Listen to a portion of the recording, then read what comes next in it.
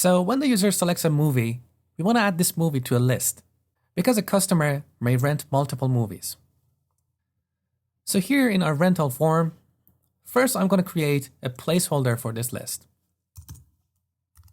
UL with the ID movies and the class list-group.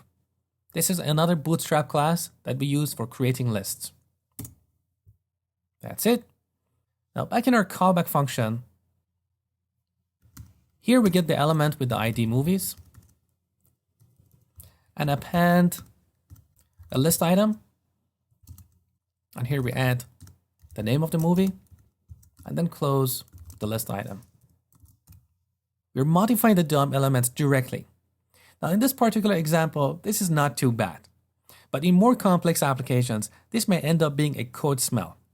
That's when we use libraries or frameworks that provide data binding, like Knockout, Angular, React, and so on. So instead of working directly with the DOM, we bind our DOM elements to a model, or more accurately, a view model. The framework itself will take care of refreshing the DOM when the underlying view model changes. And this way, we'll have better separation of concerns because our JavaScript code will not include any HTML markup. Also, unit testing this code will be easier because our code will not be dependent on the availability of a document object model in our unit tests. Now, if all this sounds complicated, don't worry about it. It's beyond the scope of this course, but I just wanted to give you some direction. So back here, when we select a movie, we add this movie to our list. Now, there are a couple more things we need to do before we finish this lecture. First, we need to clear the text box after the selection. So we get the movie text box. Now here we cannot use the jQuery val method to set its value because we have applied the typeahead plugin on it. So to change the value, we need to use the typeahead plugin. We call the typeahead method. As the first argument, we specify the property we want to update, which is val, and here's the value. Second, we want to store this movie in our view model so we can send it to the server later. So I'm going to go on the top.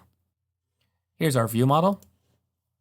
I'm going to add a property here, movie IDs, and initialize it to an empty array so we can push objects to it. Otherwise, we're going to get an exception. Now, back in our callback function,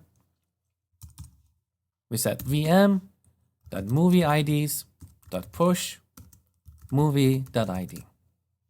Let's quickly test this. Save, back to the browser, refresh. So here's one movie, here's another. Now we have some aesthetic issues, which is the topic for the next lecture.